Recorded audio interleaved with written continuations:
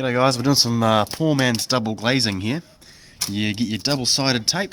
We bought a whole kit from Sealy's with the plastic insulation. It's basically just glad wrap though, slightly thicker glad wrap.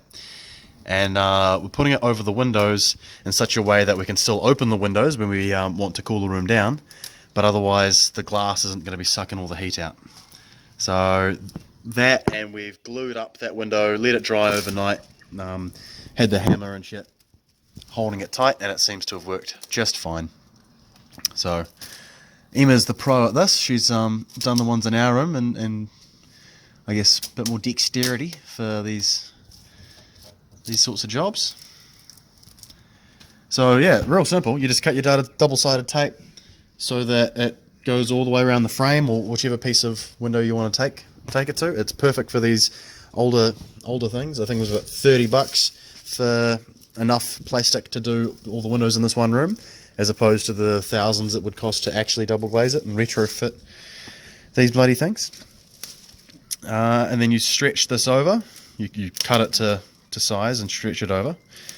And then the final piece of the puzzle will be getting the hairdryer and yeah, you basically blow dry, heat shrink, and it just stretches and gets the whole thing taut so that you can't see really any of the little creases from when it was folded up in its packet. So it works really, really well.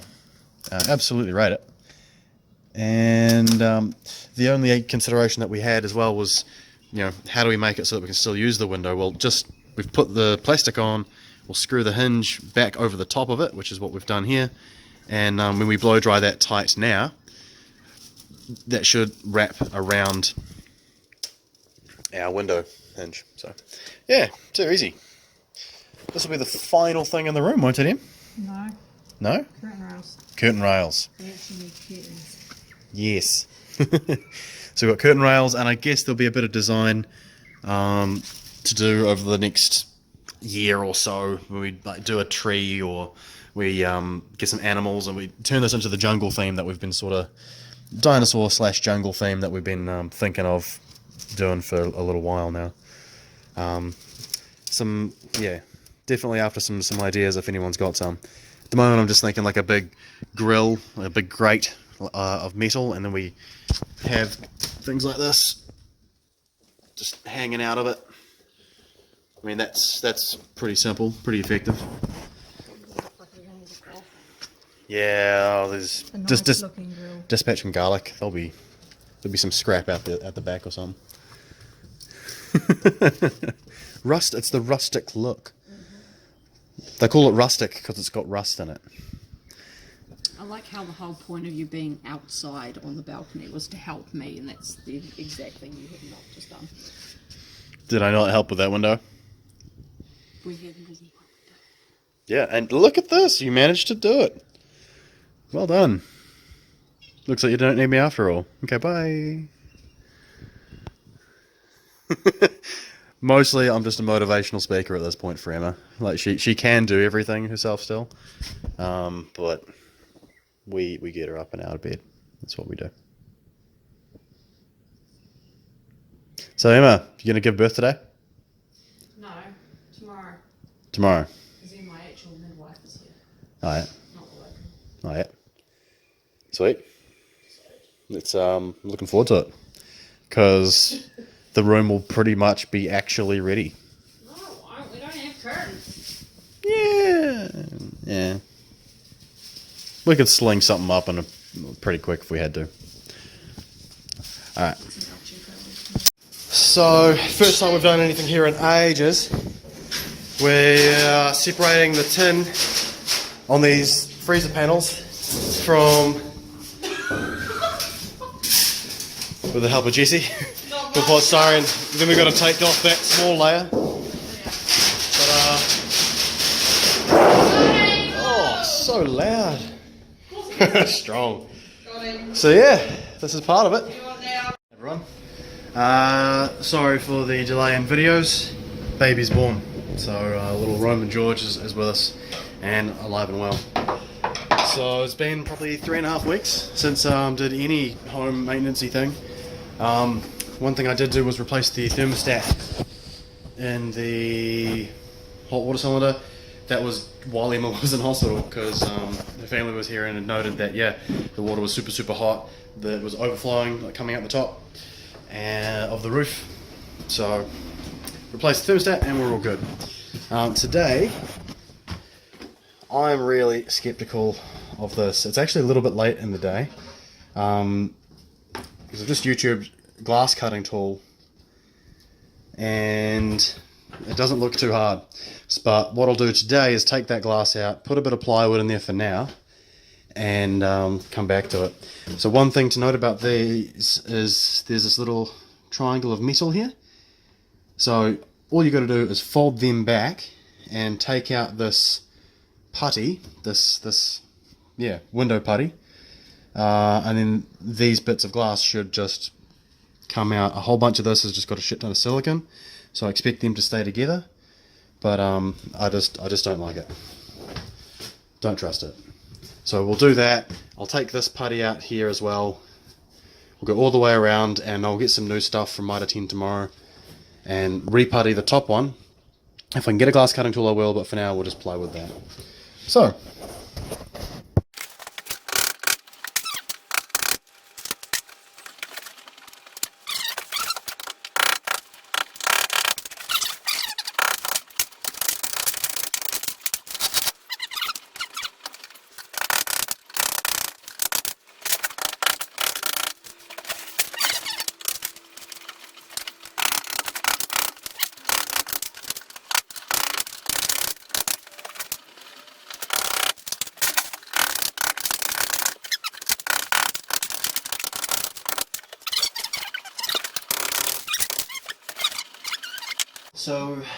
once I peel these back, the silicone was holding the pieces in quite well, like holding them together. So it might even come out as one big piece, but we'll see.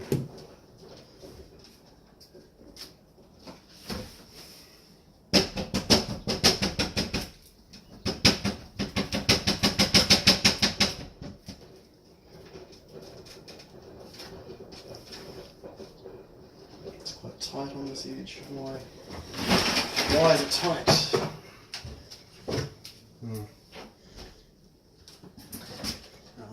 Is it because there's still some putty or something holding it? Pretty much.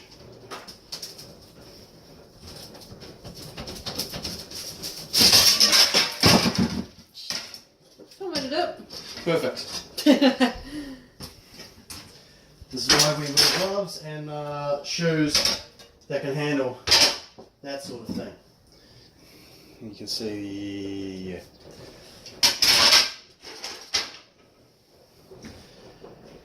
cool. So now it's come out.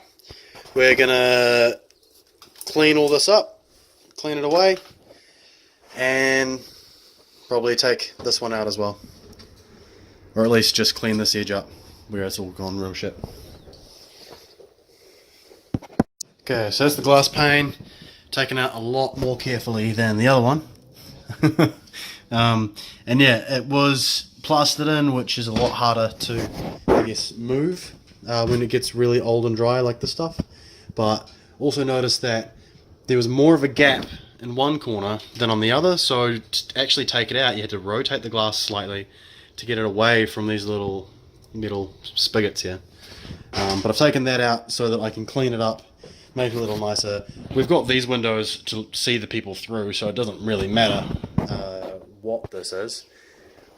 As nice as it would be to keep this glass, again, we don't need it. So instead, because I don't have a glass cutting tool as well and Mitre 10's closed, I'm just going to take a chisel, take out this little slot along here, and then fill the whole thing with one piece of ply that we can then paint on the other side and do a nice little, like, painting. So I've chiseled out that middle piece and cut myself a bit of plywood that fits. So it's actually, the plywood's too thick to go in that like 1 mil gap between. So I'm going to grab some pliers and pull them out. And then real simply just use some glue to hold it in place, and some normal gaps to seal around the edge.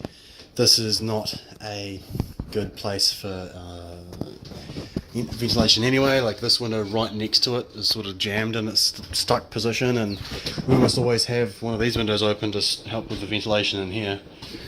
Plus, I don't know if it's still there actually. There was a big hole. Oh, it was patched up. Yeah, there was a big hole on the outside anyway. So it doesn't really matter about ventilation, but we'll do that.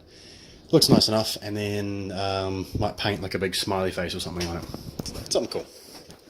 Or maybe I get a logo. That could be cool. Now it's easy as putting the glue in, putting this in.